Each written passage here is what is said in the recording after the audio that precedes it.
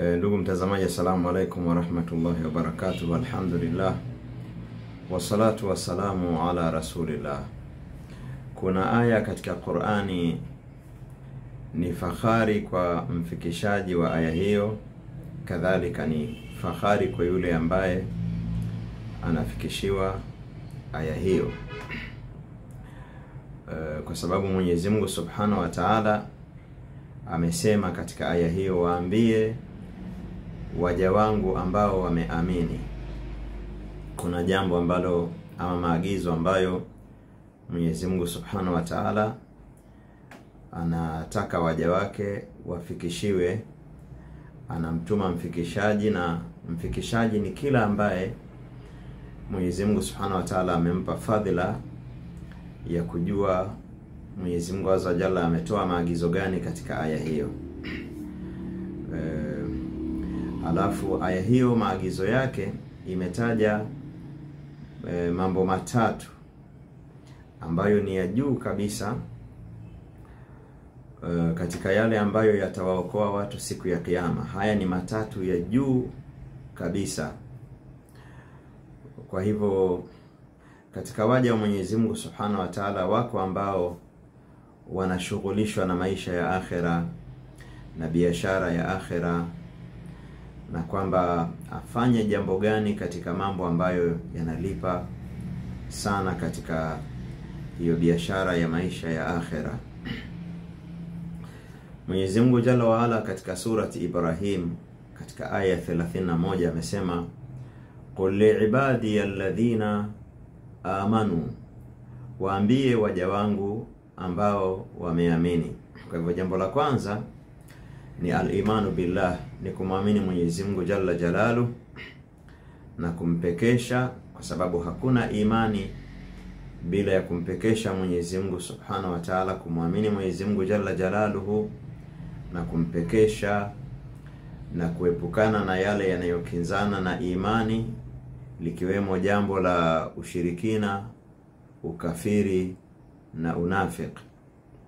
Qul li'ibadi alladhina amanu, waambie waja wangu ambao wameamini. Jambo la kwanza, waambie maagizo gani? Yuqimu sala, wasimamishe sala.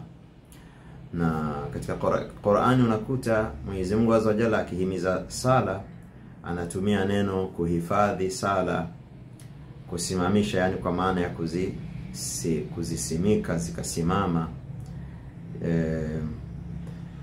Yuqimu sala, hatumii neno waswali, kwa sababu mtu anaweza kasali nje ya utaratibu ule aliyoweka Mwenyezi Mungu Jalla wa Ala, akakusanya sala, akarusha baadhi ya sala, akasali bila kuchunga masharti yake na vigezo vyake vilivyowekwa na Mwenyezi Mungu Jalla wa Ala. Ama iqami sala, kusimamisha sala, ni kuchunga masharti yake, nguzo zake, nyajibu zake na mambo ya sunna zake. Yuqimu sala, wasimamishe sala. Na hili ni jambo kubwa sana katika Uislamu, kwa sababu ni jambo la pili baada ya mtu kuingia katika Uislamu. Hili ni jambo la kwanza baada ya mtu kuingia katika Uislamu, ni jambo la kwanza, na ni jambo la pili unapozungumzia Uislamu kwa ujumla. Yani limekuwa ni nguzo katika nguzo za Uislamu, na imekuwa hii ni nguzo ya pili. Na Allah Jalla wa Ala akasema, wa innaha lakabiratun illa ala alkhashiin, hakika ibada ya sala ni kubwa sana na ni ngumu sana, ila kwa wale wenye kumnyenyekea Mwenyezi Mungu Jalla Jalalu. Kwa hivyo akataja Mwenyezi Mungu Subhanahu wa Ta'ala kwamba wenye kusali na wenye kusimamisha sala, hiyo ni alama kwamba wao ni wanyenyekevu, wenye kumnyenyekea Mwenyezi Mungu Jalla Jalalu. Na akawaita watu hawa katika aya nyingine kuwa ni rijalun la tulhihim tijaratun wala bay'un an dhikrillahi wa iqami as-salah, ni wanaume ambao wanaswali, ni wanaume ambao hawapumbazwi na mambo ya maisha wakasahau kumtaja Mwenyezi Mungu Jalla Jalalu na kusimamisha sala. Na ni makosa ikiwa mtu ana katika walinganiaji baadhi ya watu husema, kutumia neno hili baya, unadhani utaingia peponi kwa kusalisali tu.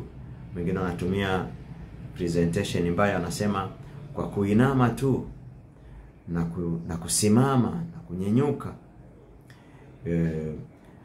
Hili ni jambo kubwa sana katika Uislamu. Imekuja katika hadithi ya Bwana Mtume Muhammad sallallahu alaihi wasallam, ambaye amesimamisha sala, ana ahadi na kiaga ambacho amepewa na Mwenyezi Mungu Subhanahu wa Ta'ala kwamba atamuingiza peponi, na ambaye hakusimamisha sala hana ahadi mbele ya Mwenyezi Mungu Subhanahu wa Ta'ala. Akataja jambo la tatu, akasema wayunfiqu mimma razaqnahum, na watoe katika vile ambavyo tumewaruzuku. Hakusema hapa watoe zaka, kwa sababu angesema zaka, sadaka zisingeliingia, lakini amefanya utoaji ni kwa maana pana, na hapa wataingia wenye matajiri na maskini, wenye kutoa zaka na wasiotoa zaka, wenye kutoa zaka na wenye kupewa zaka, kwa sababu kila mtu anatoa katika kile ambacho Mwenyezi Mungu Jalla wa Ala amemruzuku. Na alipotumia neno watoe katika vile tulivyowaruzuku, hili neno katika vile tulivyowaruzuku, yani hii inaashiria kwamba kila ukiruzukiwa inapendelewa utoe, kila ukipewa toa, kwa sababu amesema watoe katika vile tulivyowaruzuku. Kwa hivyo yeyote ambaye anapenda yani kuwa anadumu na hii bishara ya Mwenyezi Mungu Jalla wa Ala, na yeye awe anadumu na kuendelea kutekeleza hili jambo la kutoa. Wayunfiqu mimma razaqnahum sirran wa alania, watoe katika vile ambavyo tumewaruzuku katika hali ya siri, ya faragha, sirran wa alaniatan. Kadhalika inajuzu kutoa hadharani, ili mradi mtu anamkusudia Mwenyezi Mungu Subhanahu wa Ta'ala, na anaweza akatoa hadharani kwa sababu kuna utoaji mwingine huwezi kujificha, ama anatoa hadharani kwa ajili ya kuhamasisha watu wengine, sirran wa alaniatan. Akasema wafanye hivyo min qabli an ya'tiya yawmun, kabla haijafika siku ambayo la bay'un fihi, itakuwa hakuna biashara, itakuwa hakuna biashara ya duniani, wala itakuwa hakuna biashara kati ya mtu na Mola wake, akatoa akapata thawabu. Watu itakuwa fursa na nini, fursa ya kutoa na kupata thawabu za kutoa itakuwa imemalizika. Min qabli an ya'tiya yawmun la bay'un fihi wala khilal, watoe kabla ya waswali na watoe kabla haijafika siku ambayo hakutakuwa na biashara wala hakutakuwa na ujamaa, kwa sababu wakati mwingine mtu ananufaishwa na mali yake au ananufaishwa na jamaa zake. Aliposema min qabli an ya'tiya yawmun la bay'un fihi wala khilal, kabla haijafika siku ambayo hakuna biashara, yani wafanye mambo haya kabla haijafika siku hii. Allah Subhanahu wa Ta'ala hapa ameashiria kwa lugha ya wazi kwamba kumwamini Mwenyezi Mungu Subhanahu wa Ta'ala na kusali na kutoa katika njia za kheri ni katika mambo ambayo yatamuokoa sana mwanadamu katika siku hii ambayo ni ngumu sana. Na sio ajabu tukiona kwamba Mwenyezi Mungu Azza wa Jalla anatunakilia siri ya kiakhira, ama hali ambayo anakuwa nayo mtu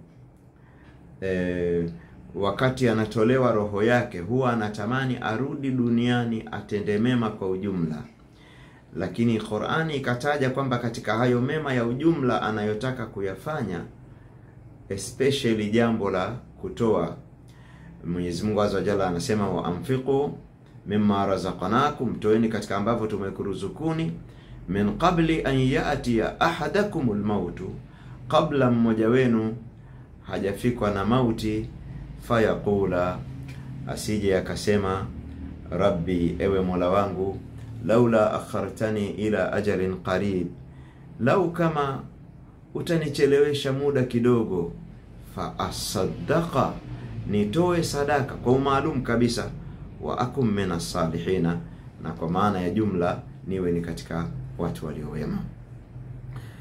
Mwenyezi Mungu Subhanahu wa Ta'ala atufikishe katika hizi ibada adhim kubwa, kumwamini na kuwa na tauhidi na kuepuka yale yanayovunja imani na tauhidi, na kusimamisha sala na kutoa katika vile ambavyo Mwenyezi Mungu Subhanahu wa Ta'ala ameturuzuku. Wa sallallahu wa sallam wa baraka ala nabiyyina Muhammadin wa ala alihi wa sahbihi ajma'in. Walhamdulillahi rabbil alamin.